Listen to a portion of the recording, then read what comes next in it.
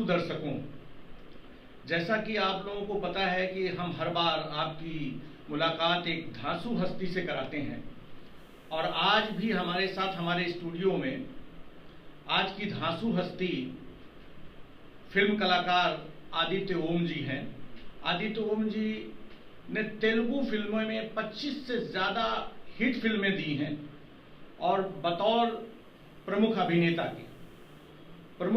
के साथ मुख्य अभिनेता के रोल में इन्होंने 25 तेलुगु फिल्में हिट दी हैं और डायरेक्शन राइटर्स में आपका नाम है और भी बहुत कुछ है। आपने प्रोडक्शन में भी काम किया है, आपने हिंदी फिल्में भी बनाई हैं, आपने धारावाहिक में काम किया है। मतलब आदित्य ओम वो नाम है कि जो किसी भी जानकारी के लिए मोहताज नहीं है देश और दुनिया में, क्योंकि आपकी स्क्रिप्ट, आपकी लिखी हुई स्क्रिप्ट मुझे पता है कि ऑस्कर की लाइब्रेरी में भी रखी हुई है।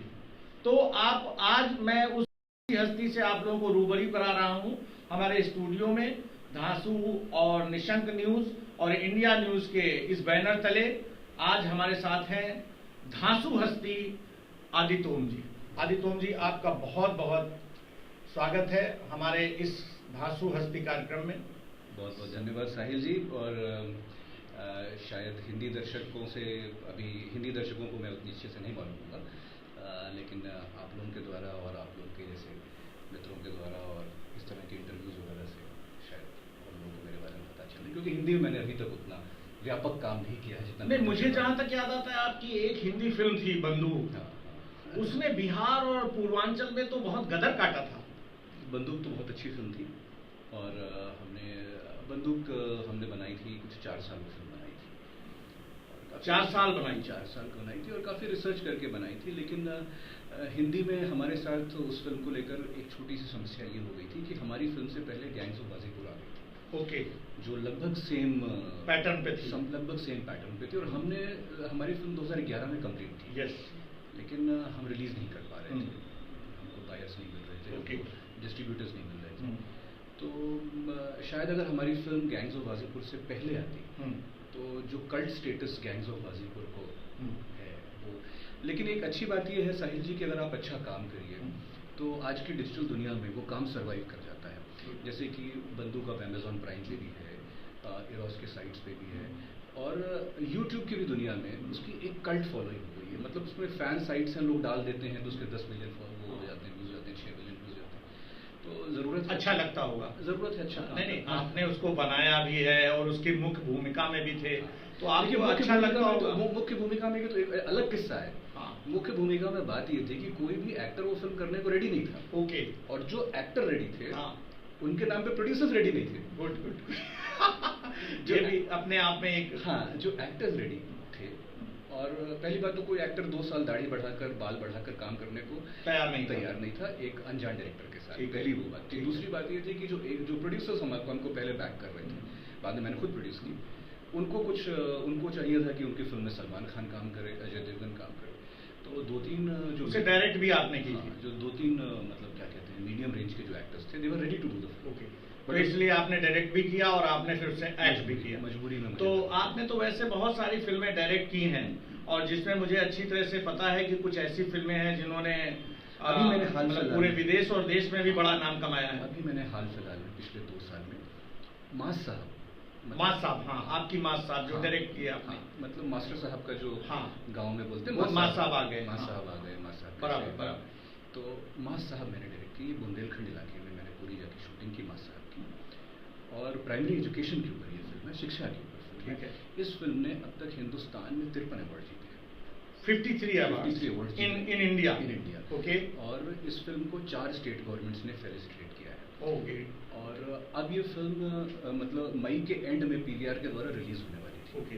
लेकिन अब ये लॉकडाउन की वजह से अब ये मेरे ख्याल से सितंबर नहीं तो अक्टूबर जाएगी। अच्छा, अभी रिलीज से पहले ही इसने 53 अवार्ड्स जीत लिए हैं। और मैंने सुना है कि विदेशों में भी इसको कुछ अवार्ड्स मिले। हाँ, विदेशों में इसको कॉस्मिक में अवार्ड मिला है, इसको लंदन में, फ्लोरिडा में अवार्ड मिला है, इसको लंदन में, इसको साउथ अफ्रीका में। तो और उससे बड़ी बात जो इस फिल्म को प्यार मिला है, जो दर्शकों का, मतलब हम तो हर जगह शोज करते हैं इस फिल्म। कैसा लगता है आपको जब नहीं आपको जब इतना ज्यादा प्यार मिलता है और ये लगता है एक छोटा सा गांव का बंदा निकल के आया और उसके बाद उसने डायरेक्ट भी किया और जो फिल्म डायरेक्ट की, मैं आपको मतलब अभी एज उम्र भी आपकी बहुत ज्यादा नहीं है, लेकिन उस हिसाब से मतलब बहुत कैसा लगता है जब आपको ये लगता है विदेशों में भी हमारी फिल्म ने डायरेक्शन ने मुझे नाम दिया? तो देखिए मैं आपको बहुत सच बात बताता हूँ, कोई भी चीज़ ना आपको करियर के स्टार्टिंग में बहुत अच्छी है, बहुत बुरी लगती है। एक टाइम के बाद ना, जैसे हर चीज़ का एक हर चीज़ के थ्रू आप देख सकते हैं, ठीक है। तो जब मैंने अपने करियर की शुरुआत की थी सन 2000 में, मैं उतना यंग हूँ नहीं जितना आप समझ रहे हैं। मुझे पता है आपकी डेट ऑफ बर्थ 5 अक्टूबर 1980 है जी, तो और उस हिसाब से आप 39 ईयर्स के हैं, लेकिन लगते नहीं। तो जब हम स्टार्टिंग में फिल्म इंडस्ट्री में आए, जब पहली बार टीवी पे अपने आप को देखा साहिल जी, जब पहली फिल्म हिट हुई तभी चीज़ें बहुत अच्छी लगती थी, ठीक है, और एक नशा चढ़ जाता था। उसके बाद फेलियर्स आए, तो फेलियर्स ने हमको ज़मीन पर उतारा, और हाँ फिर हमने ये समझा कि हमको ना तो बहुत सक्सेस को बहुत सीरियसली लेना है और ना तो फेलियर्स को हमको बहुत वो लेना है। तो उस वजह से फिर अब अच्छा लगता है, लेकिन उस चीज़ को हम पकड़ते नहीं हैं। अब बात को समझ रहे हैं? हाँ, कि पकड़ के नहीं रखे, अरे बहुत ग्रेट है, हाँ उस चीज़ से हम सबक लेते हैं, सीख रहे हैं। मतलब ये तो मैं आपको बताऊं, जैसे हर क्रिएटिव व्यक्ति, हाँ, क्रिएटिविटी का कभी कभार मुझसे जब अच्छा काम हो भी जाता है, हाँ, तो मैं कहता हूँ कि मैंने नहीं किया। बिल्कुल, बहुत अच्छी बात, ये मैंने नहीं किया, बहुत अच्छी। किसी समय कुछ चीज़ आ गई जो मैंने आ गई, ईश्वर ने दे दी, और ये ईश्वर ने दे दी, ऊपर से आ गई, गॉड गिफ्टेड। क्योंकि देखिए जब हम लेखक भी हैं, हम जब बैठते हैं लिखने, हाँ आप तो लेखक भी हैं, चूंकि आपकी लेखनी ही मुझे याद है कि आपकी लेखनी वहाँ पड़ी है ऑस्कर की लाइब्रेरी में, 3 स्क्रिप्ट्स हैं। हाँ, तो आपकी 3 स्क्रिप्ट्स वहाँ ऑस्कर की लाइब्रेरी में पड़ी हैं, तो ये अपने आप में सोचने में एक अच्छा फील कर जाता है, और उस पर कभी कभी लोगों को समय के बाद घमंड भी हो जाता है। नहीं, एक समय के बाद साहिल जी, कोई भी क्रिएटिव आदमी हो, एक समय के बाद ना देखिए 2 चीज़ें ला सकती हैं आपका, जो कहते हैं आपके पास जब पावर आती है, आपके पास जब फेम आती है, आपके पास जब पॉपुलैरिटी आती है, तो आपका असली चरित्र सामने आता है। पावर से मुझे एक चीज़ याद आ रही है कि आप जिस परिवार को बिलोंग करते थे वो एक प्रशासनिक परिवार था। आपके पिताजी जो है आईएएस रहे, और वो आईएएस होकर के रिटायर हुए और बहुत बड़ी बड़ी पोस्टों पर रहे वो, और अच्छी अच्छी जगहों पर रहे, तो उसका भी कभी आपको कोई गुमान घमंड इस तरह का कुछ? देखिए क्या है कि पिताजी हमारे जो है उन्होंने काफ़ी काम किया, आप लोग भी जानते हैं कि बहुत अच्छे अधिकारी थे, सामाजिक रूप से भी जुड़े हुए थे, लेकिन थोड़ी सी पुरानी विचारधारा के थे। हाँ, तो उन्होंने कभी फिल्म इंडस्ट्री में जाने के लिए और इन सारी चीज़ों के लिए कभी आपको नहीं, कभी नहीं किया, प्रोत्साहित नहीं किया, कभी प्रोत्साहित नहीं किया। उल्टा जब मैं स्टार्टिंग में गया था अपनी इंजीनियरिंग करने के बाद, या इंजीनियरिंग के 3rd ईयर से मुझे काम मिलना चालू हो गया था सीरियल्स में, तो उल्टा वो नाराज़ रहते थे। मतलब कुल मिला के ये कह सकते हैं कि आप उनके प्रोडक्ट किए हुए नहीं हैं? नहीं, ऐसा नहीं है, तो वो नाराज़ है, मैं अपनी बात पूरी करूँ। तो 2-3 साल उन्होंने बात भी नहीं की, लेकिन जब एक बार मैंने अपने आपको साबित कर दिया, जब मैं मेरी पहली 3 फिल्में सिल्वर जुबली थी, सिल्वर जुबली तेलुगु में मेरी पहली 3 फिल्में सिल्वर जुबली थी, और वो तीनों यहाँ पर रीमेक हुई। ओके, तो जो रीमेक कौन सी रीमेक होने के बाद उनके नाम बता रहा हूँ। पहली तो लाहिरी थी, हाँ, जो यहाँ पे हंगामा नाम से रीमेक, ठीक है। उसके बाद धनलक्ष्मी आई लव यू थी, ओके, जो यहाँ पर हेरा फेरी नाम से हुई, ओके, और तीसरी थी मीट की बस्ते ये विस्तारो, जो यहाँ पे आमदनी अठन्नी खर्चा रुपया नाम से रीमेक हुई। वो तीनों फिल्में आपकी रीमेक थी? हाँ, यहाँ पर हिंदी में, हाँ, वो बॉलीवुड में, हाँ, वो जो है रीमेक हुई। तो जब एक बार मैंने अपने आप को साबित कर दिया, साबित करने के बाद जब उन्होंने देखा कि ये अच्छा कर रहा है और उसको पब्लिक एक्सेप्ट कर रही है, उसकी इतनी फैन फॉलोइंग है, तब उनका विचार मेरे बारे में बदल गया। उसके बाद जब मैं करियर में डाउन, जब मेरी मतलब एक ऐसा वक्त आया साहिल जी 2007-8 की बात है कि मेरी 8 फिल्में लगातार फ्लॉप हुई थी। Oh my God, 8 films continuous flop हुई थी। तो उस समय जब मैं, और करीब आप ये समझिए 2009 एक ऐसा साल गया कि 1 साल मेरे पास कोई काम नहीं था। तो उस समय जब मैं डाउन था, तो उस समय मुझे लगा कि अब तो पिताजी बहुत ही नाराज़ होंगे कि तुम जाकर तुमने अपने आप को कौन से जगह पे डाल दिया। हाँ, लेकिन उस समय पिताजी का एक अलग रूप सामने आया। उन्होंने कहा कि अब आपको इसी क्षेत्र में काम करना है और हमसे जो भी सपोर्ट हो सकता है बेटा, और अब आप मत गिरिएगा, अब आप मत गिरिएगा। आपने अपने आप को साबित किया है, आपने दूसरे भाषा में जाकर दूसरे लोगों के बीच में काम करके अपने आप को साबित किया, आप इसमें बेटा लगे रहिए। अब आप निराश मत हो। इसका यही मैं आपसे पूछना चाह रहा था कि आप हिंदी बेल्ट से होते हुए सुल्तानपुर में आपका जी आपका पारिवारिक हिस्ट्री जो है वो सुल्तानपुर है। आप हिंदी क्षेत्र से जाकर के एक व्यक्ति यहाँ से जाता है, एक लड़का, और तेलुगु में इतनी हिट फिल्में देता है। आपने 25 से ज्यादा हिट फिल्में दी तेलुगु में, इसका क्या मतलब? ये यहाँ से तेलुगु जाने का सफर बताइए। ये तो सिर्फ किस्मत है और कुछ नहीं। देखिए मुझे, मैं आपको सच बताऊं, मैं जब पहली बार हैदराबाद गया तब मैं फिल्म करने गया था। ओके। मुझे आंध्र प्रदेश कहाँ है, तेलंगाना कहाँ है, वो मैप में पता था। यही मैं सोच रहा। उस समय तो तेलंगाना था नहीं, सिर्फ आंध्र प्रदेश था। ठीक है। तो मैं उस समय सीरियल्स में काम कर रहा था। देखिए किस्मत कैसे काम करती है। और मैं गया था, चंद्रप्रकाश द्विवेदी जी उस जमाने में महाभारत बना रहे थे। ओके। महाभारत के ऊपर फिल्म बना रहे थे जो ओसवाल ग्रुप प्रोड्यूस कर रहा था। तो मुंबई के होटल होराइजन में ऑडिशन चल रहा था। मैं अभिमन्यु के रोल के लिए ऑडिशन देने गया। ओके। उसी होटल में एक अलग फ्लोर पे साउथ के एक डायरेक्टर ऑडिशन दे रहे थे। ठीक है। और मैं उस ऑडिशन में नहीं गया था।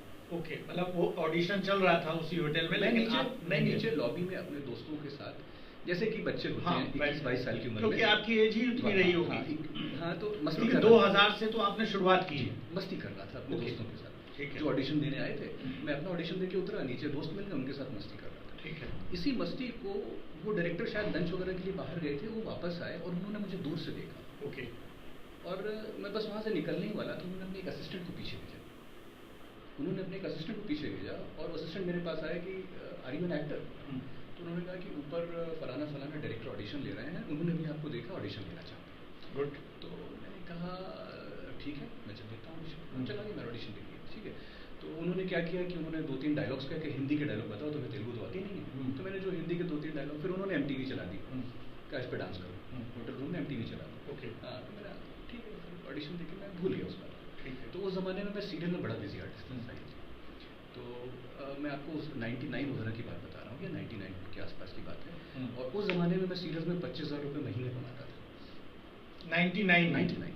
और मतलब 99 में उतना एक सिंगल लड़का कमाना मुंबई में मतलब बड़ी बात थी। हाँ, राजा की तरह रहता 99 में 25,000 रुपये कमाना महीने में। तो उसके बाद वो डायरेक्टर को मेरा अच्छा लगा काम।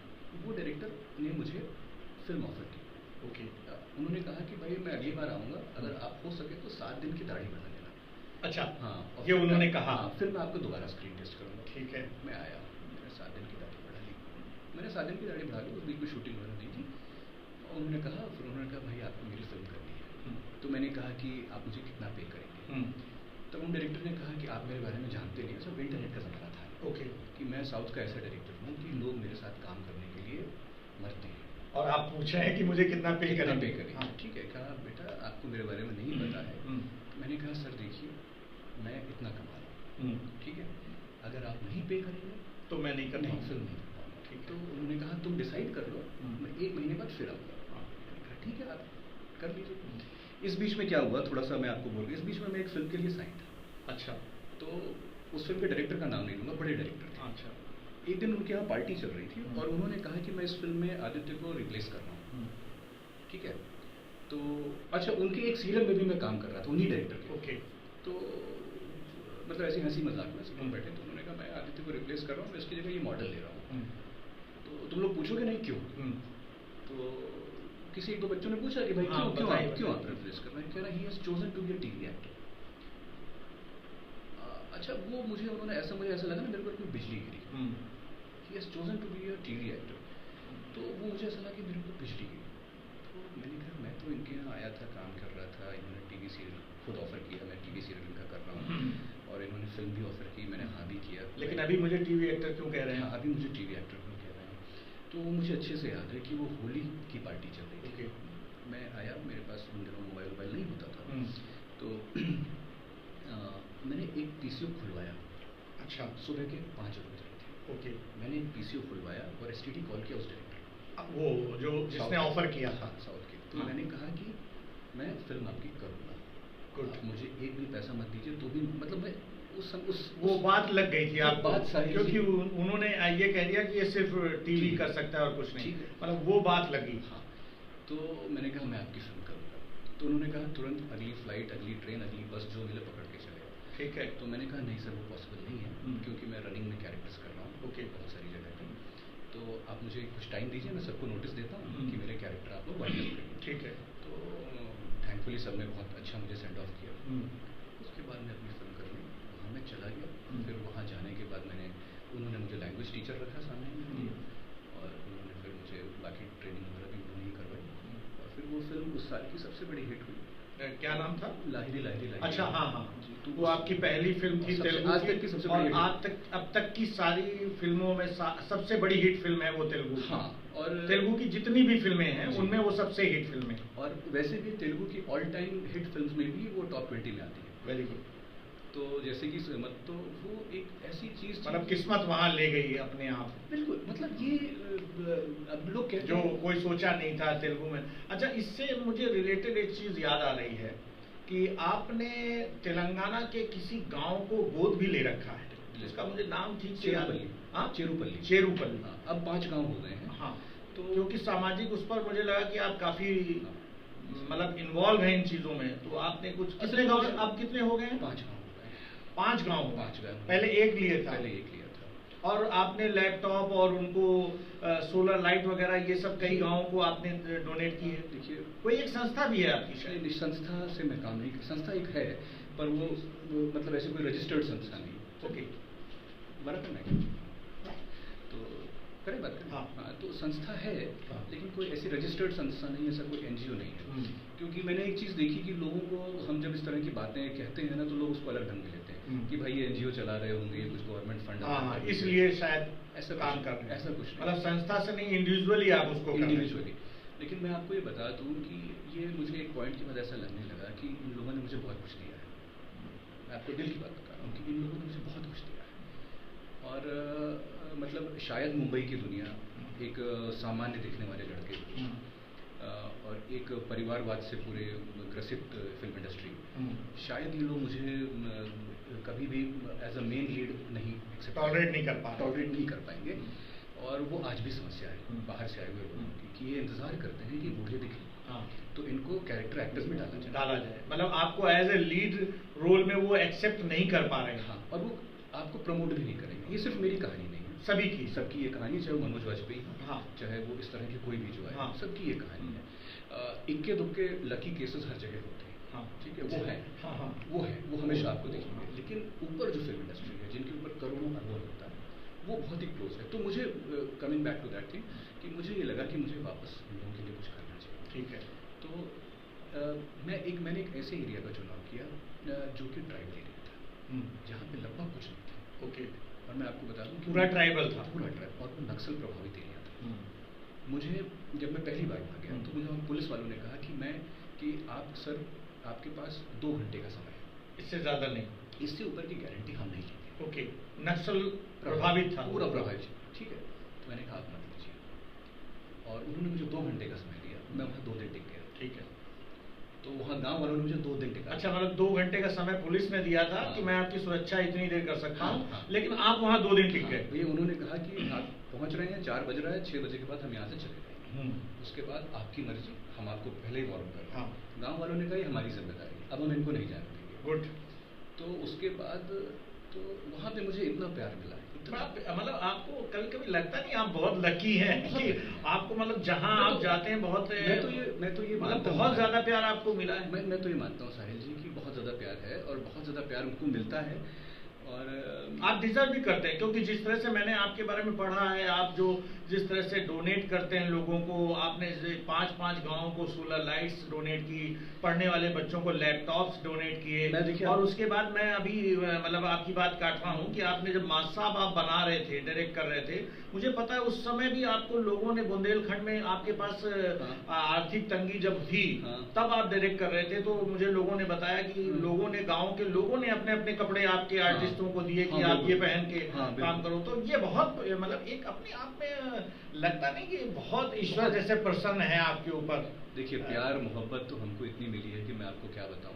आज भी जो मतलब जहाँ से भी, और वो थोड़े शायद बाबूजी के, हमारे पिताजी के दिए हुए संस्कार भी हैं। ठीक है।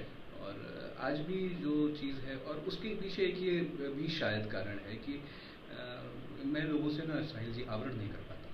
गुड। मैं ना, अगर मेरी स्थिति खराब भी है तो मैं फ्रैंकली ऑनेस्टली बोल देता हूँ। बहुत अच्छी बात। हाँ, ईमानदारी से बोलते हैं। ईमानदारी। बहुत सारे इंटरव्यू, मतलब जीवन को आप बहुत ईमानदारी से जी रहे हैं। हाँ, अभी एक लोगों को बताता हूँ कि भाई मैं 2009 में जीरो हो गया था। ठीक है। मैं शून्य हो गया था। मैं किसी तरीके से कोशिश कर रहा था। ठीक है। कि ऊपर आने की, दोबारा वापस काम करने की।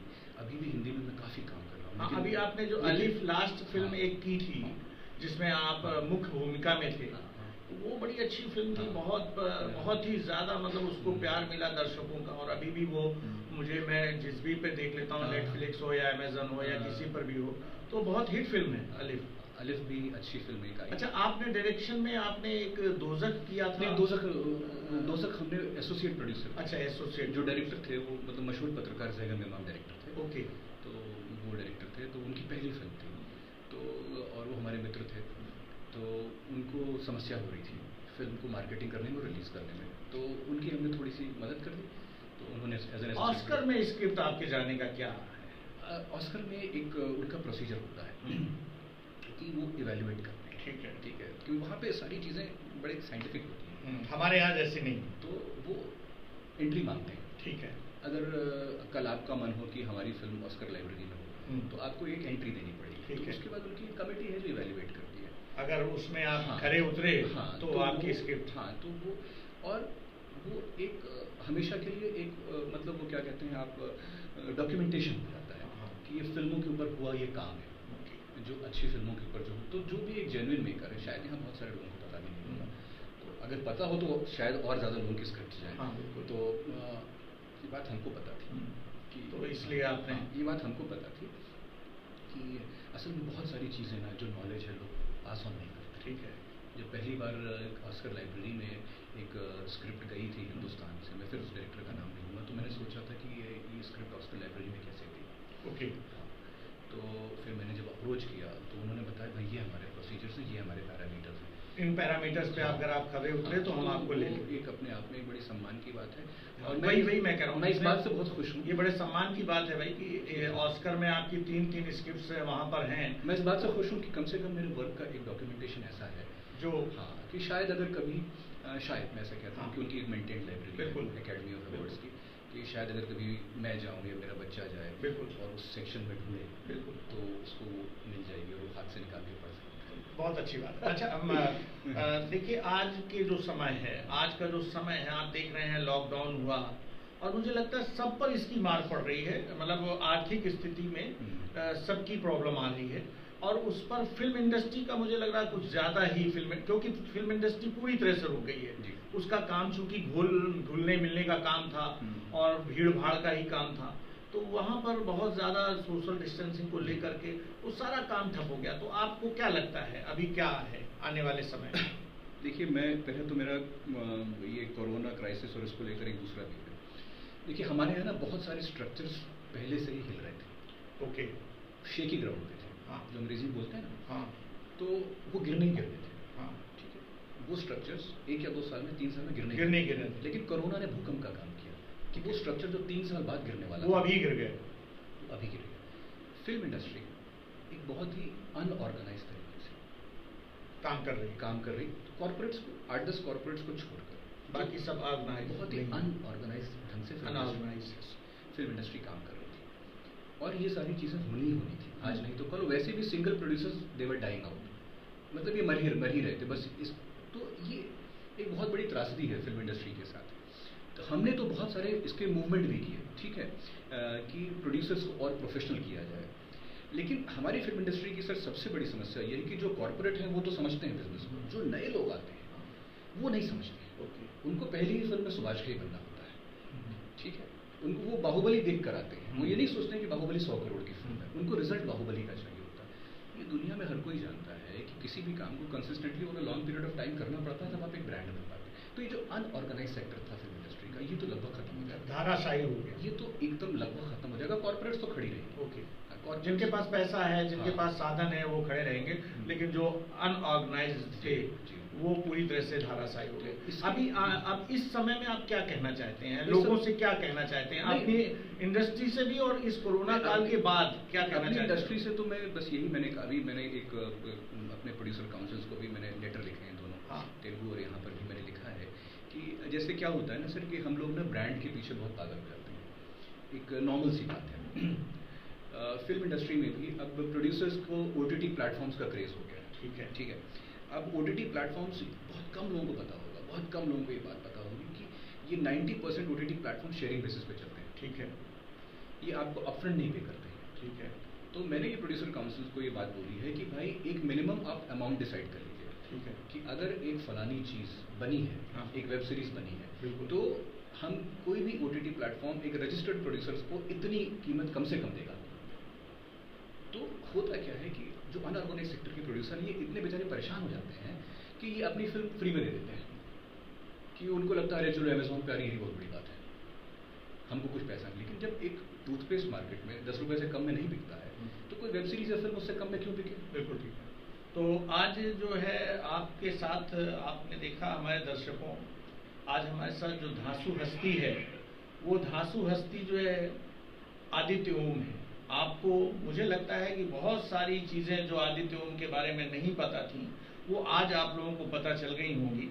और चूंकि आदित्य ओम किसी भी जान पहचान का मोहताज नहीं है, ये वो नाम है, तो मैं चाहूँगा कि आदित्य ओम जी इस कार्यक्रम को ख़त्म होने से पहले आप हमारे दर्शकों को और समाज को, क्योंकि आप एक सफल कलाकार हैं, आपको ईश्वर ने बहुत कुछ दिया है और आप बहुत कुछ समाज के लिए भी कर रहे हैं, तो आपका कोई ऐसा मतलब जो आप कहना चाहते हो समाज उस पर चले और हमारे दर्शकों को भी कुछ मिले?